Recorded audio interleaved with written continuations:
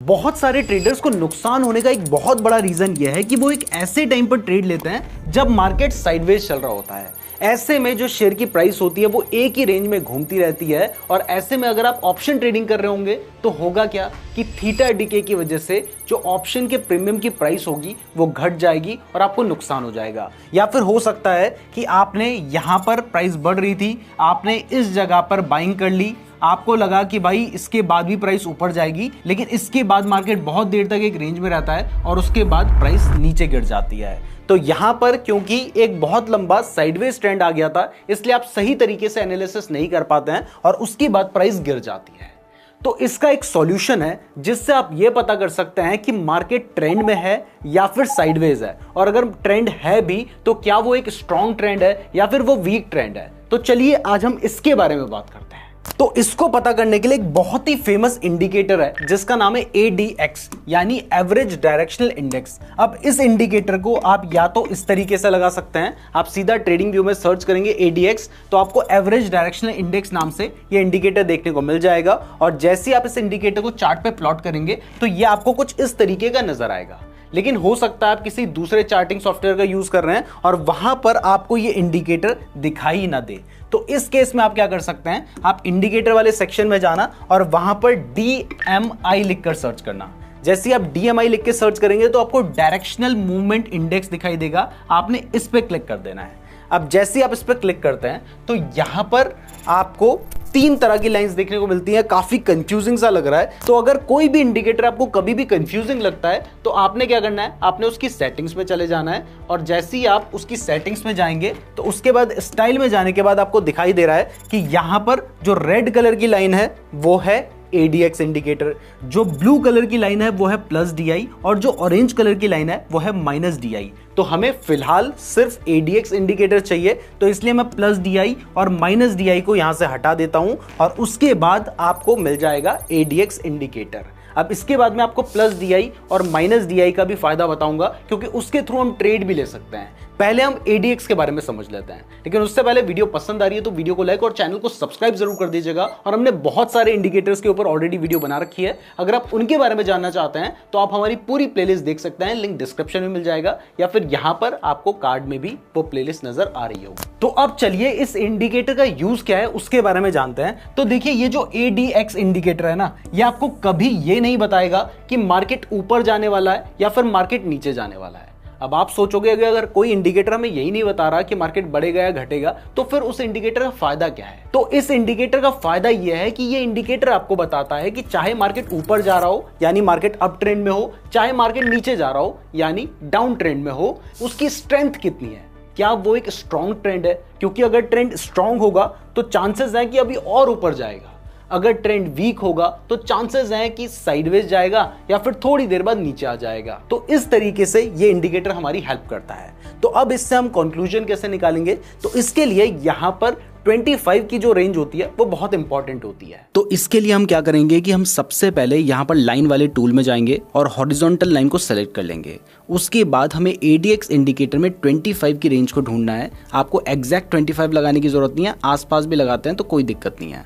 तो हम यहाँ पर 25 की जो रेंज है उस पर एक लाइन ड्रॉ कर देते हैं। तो देखो अब अगर आपको दिखाई देता है कि हमारा जो ADX इंडिकेटर है वो इस ब्लू लाइन के नीचे है, तो इसका मतलब है कि यहाँ पर जो मार्केट है ना वो साइडवेज है, मार्केट में कोई भी खास ट्रेंड नहीं है। और आप ऊपर भी देख सकते हैं कि आपको दिखाई दे रहा है कि जो शेयर की प्राइस है वो साइडवेज ट्रेंड में चल रही थी, लेकिन जैसे ही आपको दिखाई देता है कि हमारा जो ADX इंडिकेटर है वो 25 के ऊपर निकल गया है, तो अब ये 25 के ऊपर निकलने का मतलब ये नहीं है कि यहां से मार्केट बढ़ेगा या शेयर की प्राइस बढ़ेगी। इसका मतलब यह है कि मार्केट अब ट्रेंडिंग होने जा रहा है। वो अप ट्रेंड भी हो सकता है, डाउन ट्रेंड भी हो सकता है। सबसे पहले अप ट्रेंड का एग्जांपल लेते हैं। तो यहाँ पर आप देख सकते हैं कि जो हमारा ADX है वो 25 के ऊपर आ गया है और जैसे ही वो 25 के ऊपर आया मार्केट हमारा ट्रेंडिंग होना स्टार्ट हो गया और उसके बाद आप देख सकते हैं कि मार्केट में एक अच्छा स्ट्रॉन्ग अप ट्रेंड आया था और यहाँ पर जो हमारा ADX था वो 25 के ऊपर था। और इसका उल्टा अगर हम डाउन ट्रेंड का एग्जांपल देखें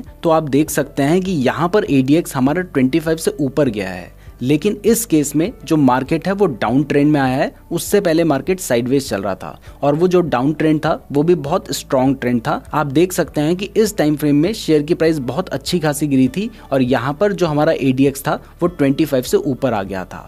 तो सिंपल है, अगर हमारा ADX 25 से नीचे है तो उस टाइम पीरियड में मार्केट साइडवेज रहता है, और अगर हमारा ADX 25 से ऊपर जाता है तो यहाँ पर जो मार्केट होता है वो ट्रेंडिंग हो जाता है, या तो वो अप ट्रेंड में होगा या फिर वो डाउन ट्रेंड में होगा। तो ADX को समझना बहुत सिंपल है। अगर हमारी जो ADX लाइन है वो 25 के लेवल के नीचे है तो यहाँ पर मार्केट साइडवेज रहता है, और ऐसे टाइम पीरियड में आपको बिल्कुल भी ट्रेड नहीं लेना चाहिए क्योंकि आपको लॉस होने के चांसेस होंगे। और जैसे ही हमारा ADX 25 के लेवल के ऊपर निकलता है तो वहां पर अगर अप ट्रेंड चल रहा है तो प्राइस बहुत अच्छी खासी बढ़ने के चांसेस होते हैं, और अगर डाउन ट्रेंड चल रहा होता है तो प्राइस अच्छी खासी गिरने के चांसेस होते हैं। अब ADX तो हमें सिर्फ ट्रेंड बता रहा है, लेकिन अगर हमें यह पता करना है कि मार्केट ऊपर को जाने वाला है या फिर नीचे को जाने वाला है, तो इसके लिए हमने यहां पर ये जो DMI इंडिकेटर लगा रखा है इसकी हमें सेटिंग्स में जाना है, और सेटिंग में जाने के बाद ये जो पॉजिटिव DI लाइन है और जो नेगेटिव DI लाइन है इसको भी हमने सेलेक्ट कर लेना है। तो ये ब्लू कलर की जो लाइन है वो हमारी पॉजिटिव DI लाइन है, और जो ऑरेंज कलर की लाइन है ये हमारी नेगेटिव DI लाइन है, और ADX लाइन हमको पता ही है। अब क्योंकि ये दिखने में बहुत ज्यादा कंफ्यूजिंग लग रहा है और ADX का कंसेप्ट मैं आपको ऑलरेडी समझा चुका हूं, तो यहां पर सेटिंग्स में जाकर मैं थोड़ी देर के लिए ये जो हमारी ADX लाइन है इसको यहां से हटा देता हूं। मैं ये सिर्फ आपको समझाने के लिए कर रहा हूं। तो अब देखिए, ये जो दो लाइन है, एक हमारी जो ब्लू कलर की लाइन है वो है हमारा पॉजिटिव DI, और जो हमारी ऑरेंज कलर की लाइन है वो है हमारा नेगेटिव DI। अब यहां पर थोड़ा सा हमारी ये जो ब्लैक लाइन है ये भी आपको कंफ्यूजन क्रिएट कर रही होगी, इसलिए मैं इसको भी हटा देता हूं। तो अब आपको सिर्फ दो लाइन यहां पर देखने को मिल रही हैं। तो अगर आपको दिखाई देता है कि जो हमारी पॉजिटिव DI लाइन है, जो कि इस केस में ब्लू कलर की लाइन है, वो ऑरेंज लाइन को ऊपर की तरफ काट रही है, तो इसका मतलब है कि यहां पर जो ट्रेंड है वो एक अप ट्रेंड है और स्टॉक बुलिश है। और अगर आपको दिखाई देता है कि हमारी जो ऑरेंज कलर की लाइन है, ऑरेंज कलर की लाइन यानी जो हमारी नेगेटिव DI लाइन है, वो ये जो ब्लू कलर की लाइन है जो कि हमारी पॉजिटिव DI लाइन है उसको ऊपर की तरफ काट रही है, तो इसका मतलब ये जो ट्रेंड है वो एक बियरिश ट्रेंड है और यहां पर मार्केट के गिरने के चांसेस हैं। तो अब यहां पर आप देख सकते हैं कि ऑरेंज लाइन ने ब्लू लाइन को ऊपर की तरफ काटा है और यहां से मार्केट नीचे गिरा है।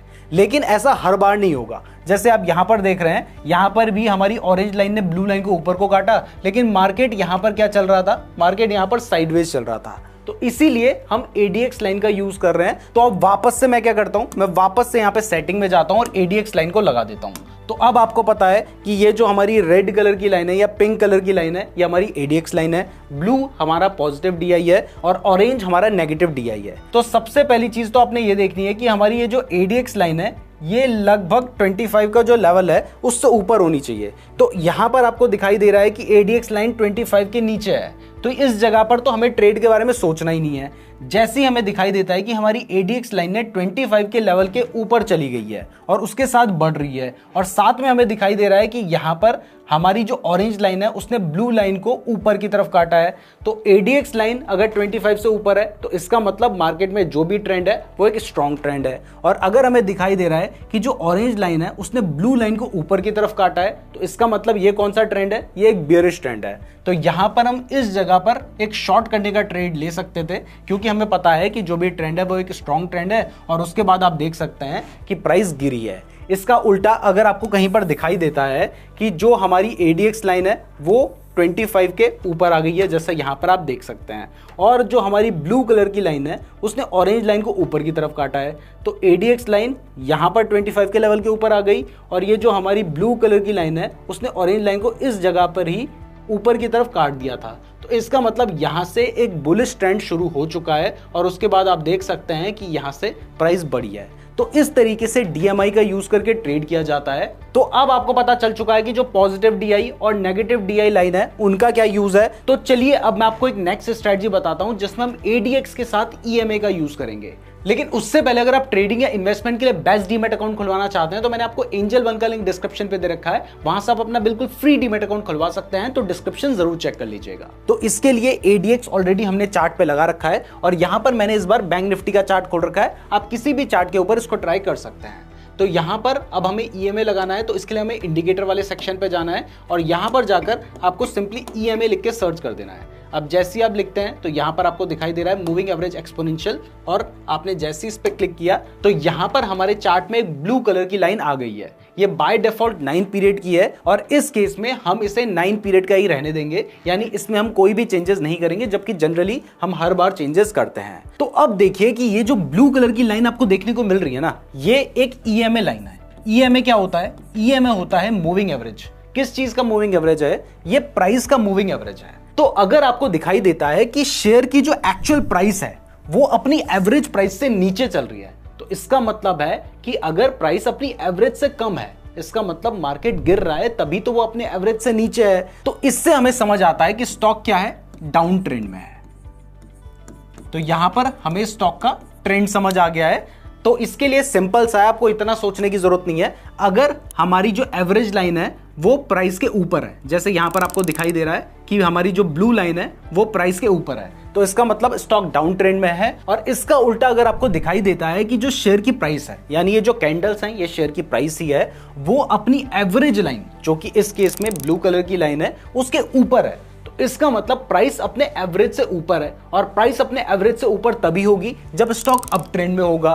तो यहां पर हमें सिंपल से ट्रेंड पता चल रहा है। अगर हमारी प्राइस यानी जो कैंडल्स हैं वो ब्लू लाइन के ऊपर हैं तो स्टॉक अप ट्रेंड में है, और अगर हमारी जो कैंडल्स हैं वो ब्लू लाइन के नीचे हैं तो स्टॉक डाउन ट्रेंड में है। तो अब इसको और एडीएक्स को मिलाकर हम एक बहुत ही सिंपल सी स्ट्रेटजी के ऊपर काम करने जा रहे हैं। यहां से हमें पता चल रहा है ट्रेंड क्या है, और यहां से हमें पता चल रहा है कि वो ट्रेंड स्ट्रांग है या फिर वीक ट्रेंड है। तो अब हम इसके बेसिस पे ही ट्रेड ले सकते हैं। तो अब जरा ध्यान से देखिएगा, तो यहां पर मैंने आपको बताया कि जो प्राइस है वो अपनी एवरेज के ऊपर है। इसका मतलब ये क्या है? ये एक अप ट्रेंड में स्टॉक जा रहा है। तो यहां पर हम क्या कर सकते हैं? यहां पर हम बाय कर सकते हैं। लेकिन अगर हमने एडीएक्स को नहीं देखा तो हो सकता है कि प्राइस यहां से जाने के बाद थोड़ी देर बाद इस तरीके से घूमने लग जाए और हमारा जो है वो नुकसान हो जाए। तो इसके साथ हमें क्या देखना है कि जो हमारा एडीएक्स होना चाहिए वो 25 से ऊपर होना चाहिए, और इसके साथ साथ सिर्फ ऊपर ना हो बल्कि वो राइज भी कर रहा हो, यानी वो बढ़ रहा हो। तो यहां पर हमें दिखाई दे रहा है कि हमारा एडीएक्स जो लाइन है वो बढ़ रही है, इसके साथ साथ हमें दिखाई दे रहा है कि हमारी जो शेयर की प्राइस है वो इस लेवल के ऊपर है। तो अगर आपको दिखाई देता है तो आपने क्या करना है, जैसे ही एडीएक्स हमारा 25 के ऊपर चला जाता है, आपने इस कैंडल के हाई एंड लो पे मार्क कर देना है, और उसके बाद जिस कैंडल में आपको दिखाई देता है कि ब्रेकआउट हुआ है, आपने उस कैंडल में बाय कर लेना है। तो यहां पर आप क्या करेंगे, ये वाली जो कैंडल है, इस कैंडल ने ब्रेकआउट दिया है, आप इस कैंडल में बाय कर लेंगे। आपका जो स्टॉप लॉस होगा वो ये जो कैंडल है इसके नीचे, यानी यहां पर आप अपना स्टॉप लॉस रखेंगे। अब देखिए, इससे कई केस में अगर ये जो पहली कैंडल है वो बहुत बड़ी है तो आपका स्टॉप लॉस बड़ा हो सकता है, ये चीज आपको मान के चलनी पड़ेगी। लेकिन अगर कैंडल छोटी होगी तो फिर बहुत ज्यादा बड़ा आपको स्टॉप लॉस देखने को नहीं मिलेगा। अब आपने बाय तो यहां पे कर लिया, स्टॉप लॉस आपने यहां पर लगा दिया, लेकिन आप अपने ट्रेड को एग्जिट कहां पे करेंगे? तो ट्रेड को एग्जिट करने के लिए आपको ईएमए को नहीं देखना है, आपने देखना है कि जैसे ही हमारी ये वाली जो लाइन है, यानी जो हमारी एडीएक्स लाइन है, वो फॉल करने लग जाती है। तो जब एडीएक्स लाइन गिरने लग जाती है ना, तो इसका मतलब ट्रेंड की जो स्ट्रेंथ है वो कम होती जा रही है।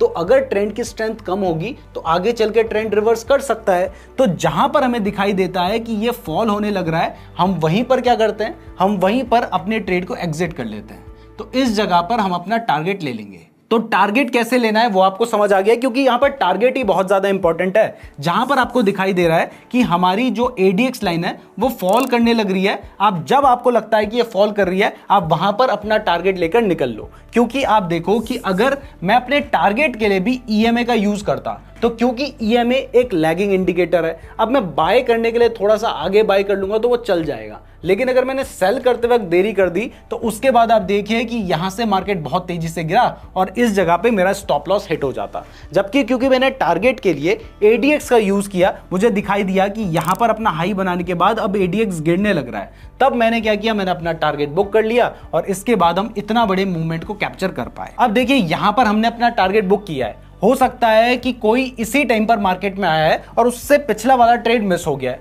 तो वो क्या सोच रहा है कि यहां पर जो हमारी लाइन है वो प्राइस के ऊपर आ गई है। तो जब मैंने आपको बताया कि लाइन प्राइस के ऊपर आ जाती है तो वो क्या होता है, वो एक शॉर्ट करने की अपॉर्चुनिटी है, क्योंकि अगर एवरेज लाइन प्राइस के ऊपर आ गई है तो इसका मतलब स्टॉक यहां से डाउन ट्रेंड में जाने वाला है या जा चुका है। तो अब हमें क्या देखना होता है, हमें देखना होता है कि ADX 25 से ऊपर होना चाहिए। बट इसके साथ साथ एक और चीज मैंने आपको बताई थी, मैंने आपको बताया था कि ADX बढ़ रहा होना चाहिए, जबकि यहां पर आप देख सकते हैं कि ADX तो बढ़ नहीं रहा, वो तो गिर रहा है। तो इस केस में आप ये ट्रेड नहीं लेंगे। अब इसके बाद यहां पर देखिए, यहां पर क्या हुआ कि जो हमारी शेयर की प्राइस है वो हमारी जो एवरेज लाइन है EMA इसके नीचे है। तो इस केस में हम क्या करते हैं, जब प्राइस अपने एवरेज से नीचे है, इसका मतलब प्राइस अभी गिरने के मूड में है, या फिर वो एवरेज से नीचे आ गई है, तो शायद वो डाउन ट्रेंड में है। तो इस जगह पर हम सिर्फ शॉर्ट करने की पोजीशन लेंगे। शॉर्ट करने के लिए मैंने आपको बताया जो पहली कैंडल है उसके हाई एंड लो से लगते हुए आपने मार्क कर देना है, और जैसे ही उसका लो ब्रेक हो जाता है आपने वहां पर शॉर्ट कर देना है, यानी आपने शॉर्ट करने की एंट्री ले ली है इस वाली कैंडल पे। लेकिन एंट्री आप कब लेंगे, उसके लिए पहले आप ADX देखोगे कि ADX बढ़ रहा होना चाहिए। तो आपको दिखाई दे रहा है कि ADX राइज कर रहा है, तभी आप एंट्री लोगे। अगर आपको दिखाई देता कि ADX इसकी जगह पे हो सकता है यहां होता, लेकिन इसके बाद वो नीचे फॉल कर रहा है, तो यहां पर आप एंट्री नहीं लोगे। इंपॉर्टेंट है कि ADX आपका राइज कर रहा होना चाहिए। तो यहां पर आपने देखा कि आपका जो ADX है वो बढ़ रहा है, तो अब आपको पता है कि यहां पर आप एंट्री ले सकते हैं। तो आपने देखा कि इस जगह पर आपकी एंट्री बन गई। आपका जो स्टॉप लॉस होगा वो पहली कैंडल के ऊपर, यानी जिस कैंडल में EMA हमारी प्राइस के नीचे आया है उस कैंडल के ऊपर, यानी यहां पर आप अपना स्टॉप लॉस रखेंगे। और आप टारगेट के लिए मैंने आपको बताया कि जहां पर जाकर हमारा जो ADX है वो नीचे की तरफ फॉल करने लग जाए, वहां पर हम टारगेट लेंगे। तो आप देख सकते हैं कि यहां तक आपका जो ADX है वो लगभग बढ़ ही रहा था, इस जगह पे जाके आपका जो ADX है वो फॉल करने लगा। तो आप अपना टारगेट कहां पे लगाएंगे, आप अपना टारगेट लगाएंगे यहां पर। तो आप यहां पे एंट्री लेते, यहां पर आपका टारगेट होता, तो आप देख सकते हैं कि इस जगह पे भी आप एक बहुत बड़े मूवमेंट को कैप्चर कर पाते। तो इस तरीके से आप EMA एंड ADX का यूज करके ट्रेड कर सकते हैं, और यहां पर आप साइडवेज मार्केट में फंसेंगे भी नहीं, तो आप एक बड़े ट्रेंड को कैप्चर कर पाएंगे। मैं उम्मीद करता हूं कि आपको ये वीडियो पसंद आई होगी। वीडियो पसंद आई है तो वीडियो को लाइक और चैनल को सब्सक्राइब जरूर कर दीजिएगा। फ्री डीमैट अकाउंट का लिंक डिस्क्रिप्शन पे दिया गया है, और अगर आप सारे इंडिकेटर्स के बारे में सीखना चाहते हैं तो यहां पर आपको एक प्लेलिस्ट दिखाई दे रही है, आप उस प्लेलिस्ट को देख सकते हैं, और फ्री डीमैट अकाउंट के लिए इस वाली वीडियो को देख लीजिएगा। धन्यवाद।